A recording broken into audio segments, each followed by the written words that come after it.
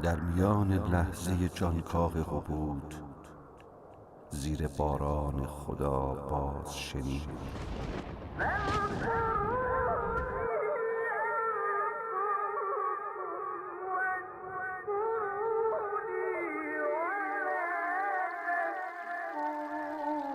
نازنینم، آدم، نه به اندازه تنهایی من، نه به اندازه عرش، نه به اندازه گلهای بهشت، که به اندازه یک دانه گندم. تو فقط یادم باش. یاد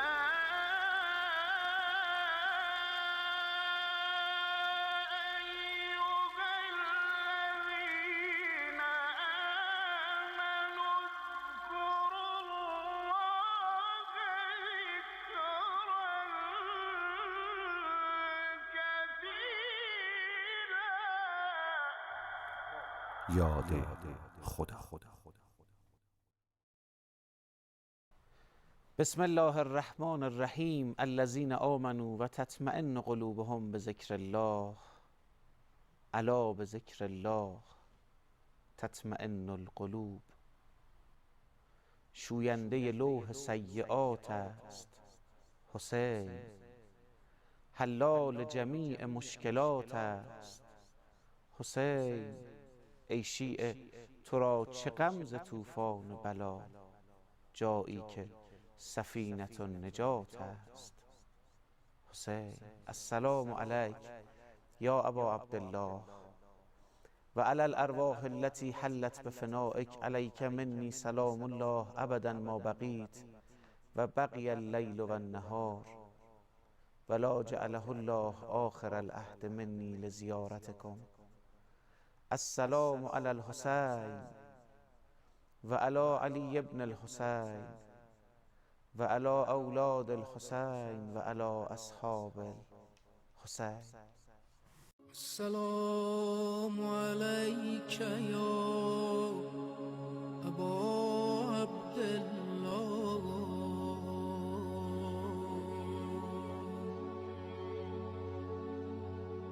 و علی الارواح التي حلت بفنائک،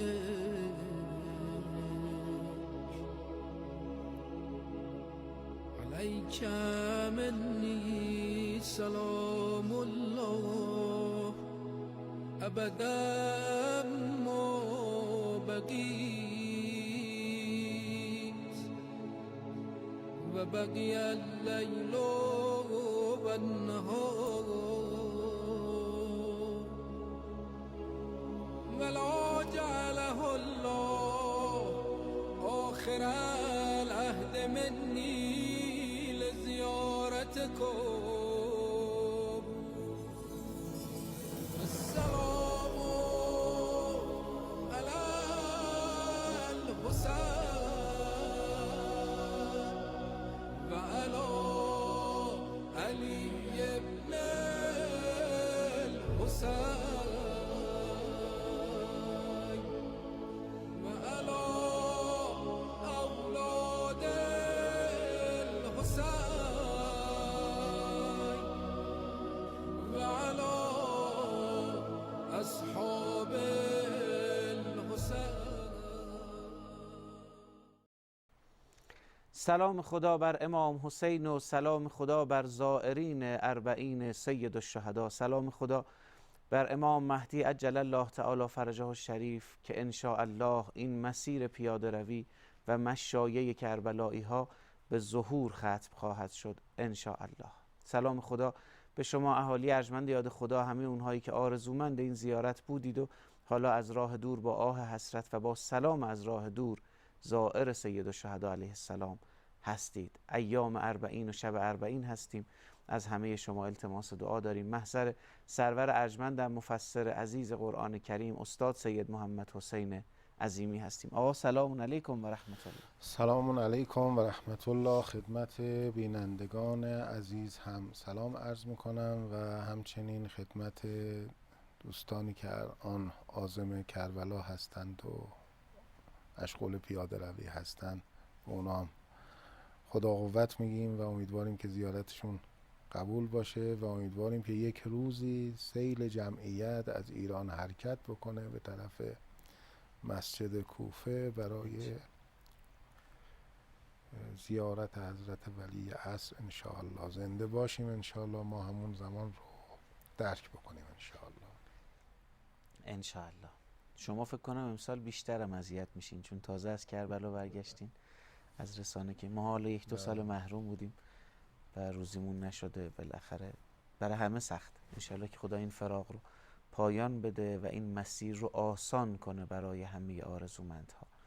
با افتخار خدمت شریفتون هستیم و استاد عظیمی عزیز برای ما از قواعد قرآنی خواهند فرمود. قاعده سوال قاعده اخیری است از بین قواعد قرآنی که داریم بهش میپردازیم. به مطالب بسیار ارزشمندی رسیدیم. یک خلاصه از اون رو با هم ببینیم، برگردیم کلاس درس امروز پیش روی شما باز خواهد شد.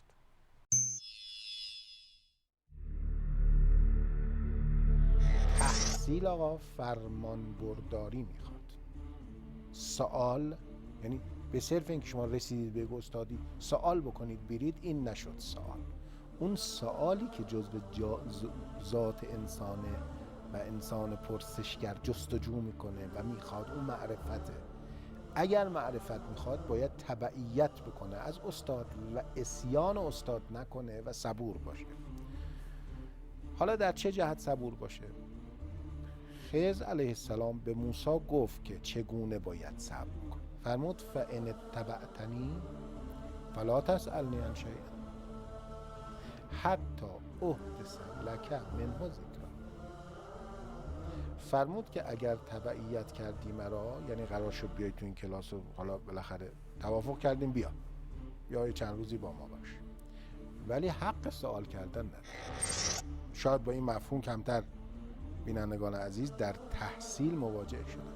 آقا من تو استاد باش، من دانش آموز کلاس تو و من عصیان تو را نمی‌کنم. تحصیل آقا فرمان برداری میخواد. سوال یعنی به صرف اینکه شما رسیدید به استادی سوال بکنید برید، این نشد سوال. اون سوالی که جزء ذات انسانه و انسان پرسشگر جستجو میکنه و میخواد، اون معرفته. اگر معرفت میخواد باید تبعیت بکنه از استاد و عصیان استاد نکنه و صبور باشه.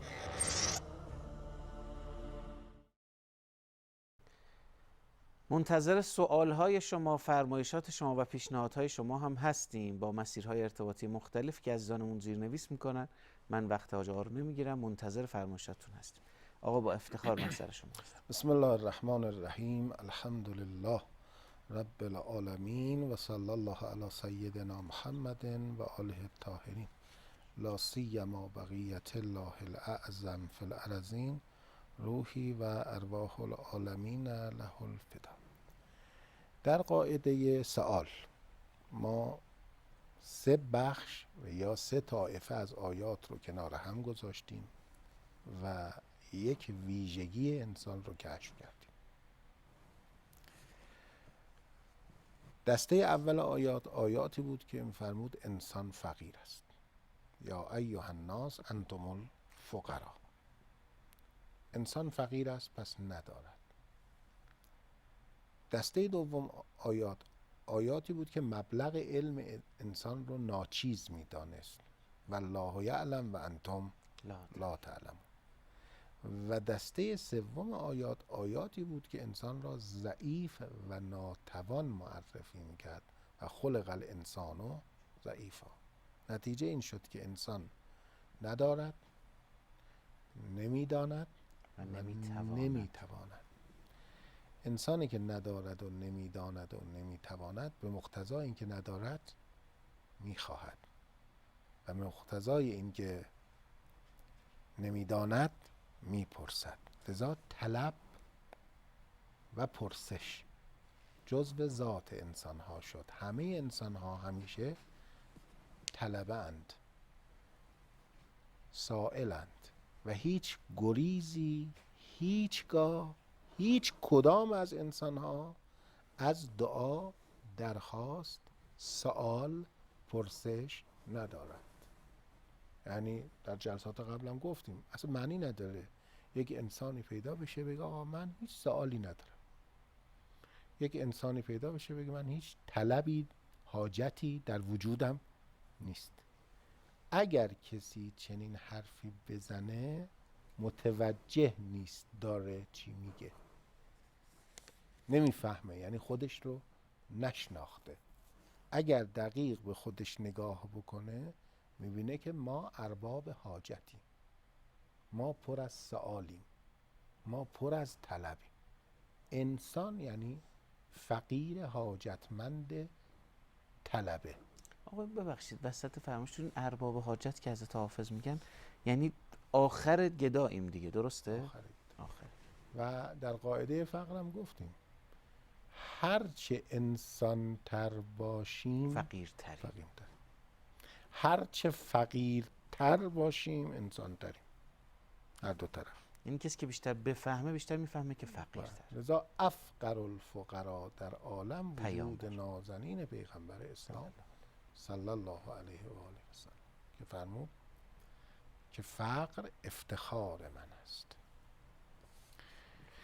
سوال، خود کلمه سوال به معنای تمناست، به معنای طلبه، اما گاهی اوقات در طلب علم استعمال میشه، میشه استفهام، میشه پرسش، تحصیل علم.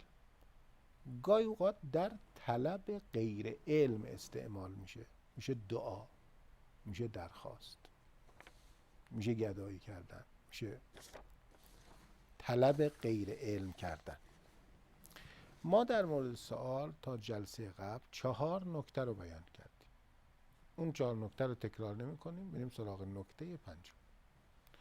نکته 5 این که گفتیم قرآن دستور به سوال کردن میدهد و این خیلی نکته جالبیه که اصلا کسی نیاد جلو سوال کردن انسان رو بگیره. انسان طبیعتا سائله، خدا میگه برو بپرس، اما از کی بپرس؟ مسئول عنه رو باید قرآن مشخص کنه. ما باید از کی سوال کنیم؟ ما سوال داریم، ما درخواست داریم، ما دعا داریم، یا چیزی میخوایم، حالا هم علم میخوایم هم چیزای دیگه میخوایم. اینا رو باید از کی درخواست کنیم؟ قرآن در 2 جا این تعبیر رو دارد که فاسألوا اهل الذکر ان کنتم لا تعلمون.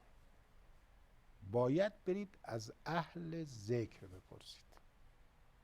یعنی مسئول عنهی که قرآن معرفی میکنه که شما باید برید از او سوال کنی، افرادی هستن، تعبیری که قرآن داره اینه، اهل ذکر. شما باید برید اهل ذکر رو پیدا بکنید و از اونا سوال بکنید. ما رفتیم سراغ روایات که این اهل ذکر چه کسانی هستند. اون چیزی که روایات ما به ما معرفی کردن، بعضی روایات فرمودن که پیامبر فرمودن که امام باقر علیه السلام از رسول الله صلی الله علیه و آله و سلم نقل میکنن که حضرت فرمودن از ذکر رو انا، ذکر منم و فرزندان من ائمه اطهار بعد از من اهل ذکرند. پس فاسألوا اهل الذکر ان کنتم لا تعلمون، یعنی در حقیقت از پیغمبر و اولاد پیغمبر، از امیرالمؤمنین، از فاطمه زهرا، از امام حسن، امام حسین علیهم السلام سوال کنید. این یه روایت. یه سری روایات دیگر هم هست که خود حضرات معصومین مستقیم فرمودن که نحن اهل الذکر و نحن المسئولون، ما اهل ذکریم و ما مسئولون هستیم. ما هستیم که باید ازمون سوال بشه، ما هستیم که خدا دستور داد که بیایید در خانه ما رو بزنید و اگه پرسشی دارید، سوالی دارید، از ما بپرسید. ان کنتم لا تعلمون فاسألوا اهل الذکر. البته در بعضی روایات ذکر رو به معنای پیغمبر ندانسته که من فکر میکنم این شاید یه جورایی درست‌تر هم باشه. ذکر رو به معنای خود قرآن گرفته. فاسألوا اهل الذکر یعنی فاسألوا اهل القرآن، یعنی اونایی که اهل قرآنند، اونایی که قرآن مال اوناست و اونا مال قرآنند، از اونا برید بپرسید. که اون وقت حضرات فرمودن که حضرات معصوم فرمودن نحن اهل الذکر، اهل ذکر ما هستیم. راوی میگه از امام رضا که فرمودن نحن اهل الذکر سوال کردم که فانتم المسئولون و نحن السائلون، پس شما مسئولید و ما سائلیم، یعنی ما باید بیایم در خونه شما رو بزنیم شما باید پاسخ بدید؟ قال نعم، بله، شما سائلید ما مسئولیم. قلت حقا علینا ان نسألکم قال نعم. پرسیدم آقا پس بر ما واجبه بیایم از شما بپرسیم؟ حالا ببینید راوی هی میخواد دقت بکنه تو قضیه، یه دقت خاصی داره، دقت بفرمایید شما، یه چیز خاصی میخواد سوال کنه. بر ما واجبه بپرسیم؟ قال نعم، فرمود بله بر شما واجبه بپرسید. داره زمینه ها رو چیز میکنه که اگه یه هرچی سوال- پرسید بتونه. آره یه سوال میخواد بکنه از ما. سوالش اینه قلت حقا علیکم ان تجیبونا، این حق بر شماست که پاسخ بدین، یعنی جواب ما واجبه رو بر بدین. حقا علیکم یعنی واجب است بر شما که پاسخ بدید. خب بر ما واجبه بپرسیم، بر شما واجبه پاسخ بدید. این سوال قشنگیه.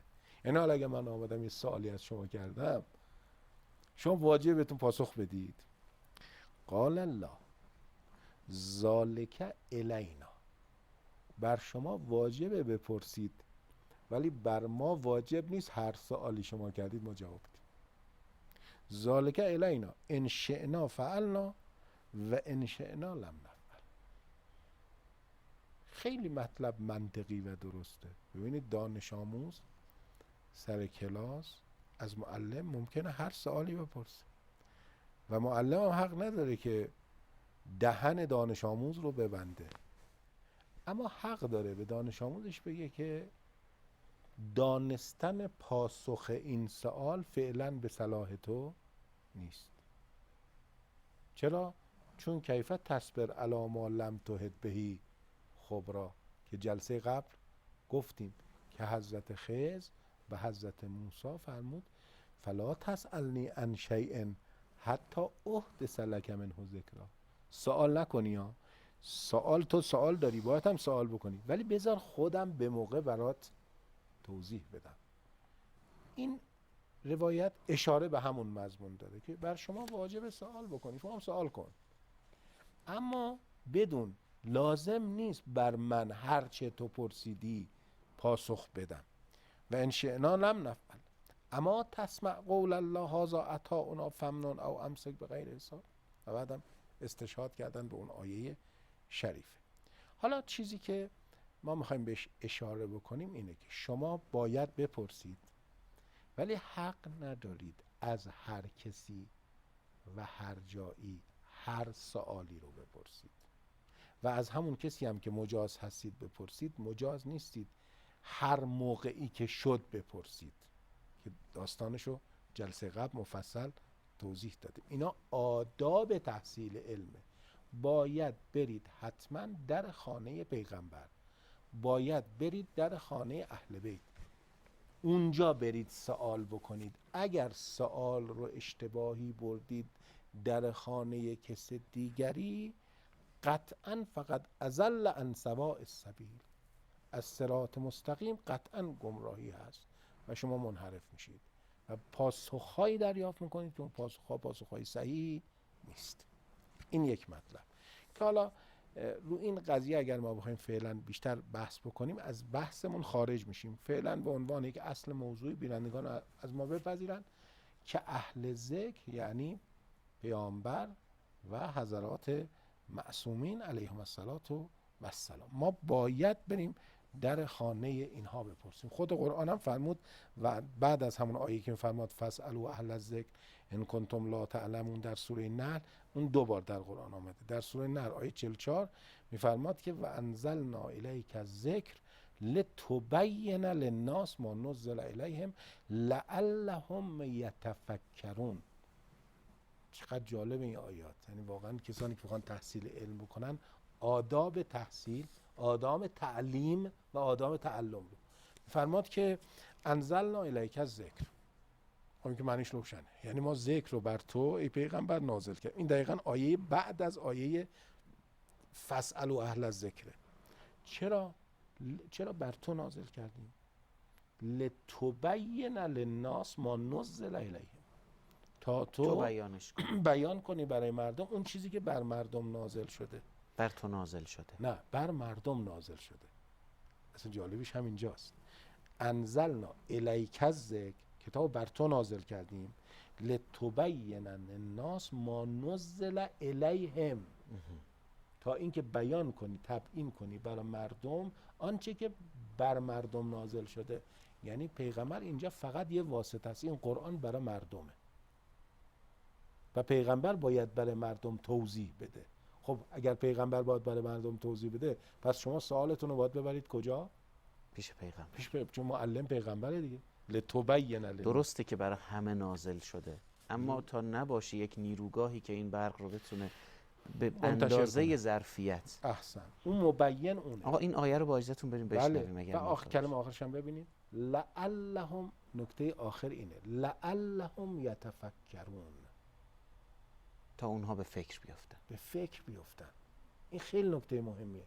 نگفته لعلهم یعلمون، بفهمن. معلم نباید فقط یاد دانش آموزش بده، یه مطلبی رو بگذاره تو ذهن دانش آموز، باید باش نرمش کنه، باید به جانش معلم بشینه. متفکر تولید بکنه، اندیشمند تولید بکنه، کسی که اهل اندیشه است، نه صرفا دانشمند تولید بکنه، نه کسی که انباره یه سری دانش های مختلفه، مثل یه هارد کامپیوتر که مشتی مطلب توشه. نه، باید لعلهم یتفکرون اتفاق بیفته. یعنی این ذهن پرسشگره بیشتر پرسش درش ایجاد بشه. محضر قرآن کریم مشرف میشیم با افتخار و برمیگردیم بخش پایانی رو خدمت سرور ارجمندم خواهیم بود انشاءالله. بسم الله الرحمن الرحیم. اللهم صل على محمد و آل محمد وعجل فرج آل محمد. خب نکته بعدی که در این زمینه باید دقت بشه این که ببینید، درست قرآن میفرماد فاسألوا اهل الذکر ان کنتم لا تعلمون. مسئول رو پیغمبر و اولاد پیغمبر معرفی میکنه، اهل ذکر. ولکن دانستن این قضیه خالی از لطف نیست که مسئول در عالم فقط خداست. یک نفر در عالم بیشتر مسئول نیست. شما هم پرسشتان را و هم طلبتان را، هم دعایتان را، گفتم سوال به دو معناست، هم به معنای خواستن، هم به معنای پرسیدن. شما به مقتضایی که فقیری نداری میخوای، به مقتضایی که جاهلی میپرسی. هم این پرسش رو میگیم سوال، هم اون خواستن رو میگیم سوال. علی ما سوال رو باید ببریم در خانه خدا. اگر سوال رو در خانه هر کس دیگری ببریم میشیم مشرک، میشیم کافر. سوال فقط باید بره در خانه خدا. پس یعنی چه؟ فاسألوا اهل الذکر. ما برای اهل ذکر، دقت بکنن بینندگان عزیز، که بعد اگر کسی ازشون سوال کرد که آقا شما ممکن میرید در خانه امام حسین حاجتت رو میبری تو حرم امام حسین، از امام حسین حاجت درخواست میکنی، شدی مشرک، اینو بدونن، بتونن جواب بدن. ما برای حضرات معصومی، برای اهل ذکر، چه در درخواست هایمان و چه در پرسش هایمان، چه اونجایی که داریم تحصیل غیر علم میکنیم، چه اونجایی که داریم تحصیل علم میکنیم، علایالن فرق نمیکنه، برای حضرات معصومین استقلال قائل نیستیم، مشارکت قائل نیستیم، مظاهرت هم قائل نیستیم. یعنی چه؟ یعنی اینکه شما مثلا فرض کنید برید در خانه امام حسین امام حسین بدون اذن پروردگار و بدون اجازه الهی خودشون بتونن مستقلاً تصرف کنن و یه کاری انجام بدن، همچین چیزی نیست. خود امام حسین هم همچین ادعایی نداشته، ندارن. هیچ کدام از علمای شیعه و بزرگان شیعه هم همچین ادعایی ندارن. حالا ممکنه یه کسی بی سوادی یه جایی یه چیزی بگه، ولی این اعتقاد شیعه نیست. یک نفر در عالم ارادش حاکمه و اون فقط خداست. استقلال ندارن. دو، شراکت هم ندارن، یعنی هیچ کس شریک خدا نیست. در عالم فقط اراده خدا حاکمه. هرچه هست مال خداست. علم مال خداست. انما العلم، در قاعده مبلغ علم گفتیم انما العلم عند الله. علم فقط نزد خداست، نه نزد کسی دیگه. چیزای دیگه هم نزد خداست. کسی اصلا مالک نیست این عالم. مالک فقط خداست. هیچ که شریک خدا هم نیست. این دو. سه، اینا کمک خدا هم نیستن. پس نه استقلالا یک و نه مشارکتا دو و نه مظاهرتا یعنی کمک هم نیستن. اینا چه کارن در عالم که قرآن فرماد فاسألوا اهل الذکر، برید از اهل ذکر بپرسید. اینا تجلیگاه اسماء حسنای الهی هست. این از کمک هم کمتره. بله، اصلا کاری نیستن. اینا تجلی، اینا مظهر اسماء الهی هست. یا بگو اراده اینا در طول اراده خداست. هم کلمه مظهر بهتره. یعنی خدا موقعی که میخواد رحمتش رو به بشر افاضه بکنه، از این مسیر علم رو به بشر افاضه بکنه، عطایا رو به دست بشر برسونه، از طریق پیغمبر، از طریق خاندان اهل بیت و اهل ذکر این اتفاق میفته. لذا ما برای این بزرگواران در مسئله سؤال که اینا رو قرآن مسئول معرفی میکنه، نه استقلال یک، نه مشارکت دو و نه کمک. مظاهرت کمک، هیچ کدامش قائل نیستیم. اینا تجلیگاهن، اینا مظهر اسماء حسنای الهی هستند. خیلی متشکرم، خیلی ممنونم از آقایی و لطف و بزرگواری حضرت عالی. از همراهی شما بینندگان خوبمون هم بسیار بسیار سپاسگزار و ممنونم. خدا رو به وجاهت سید الشهدا علیه السلام قسم میدیم و به وجاهت زائرین سید الشهدا که امروز و امشب و فردا در کربلا خواهند بود. الهی چنان کن سرانجام کار، تو خوشنود باشی و ما رستگار. وقتتون بخیر. محتاج دعای خیر شما هستیم یا علی.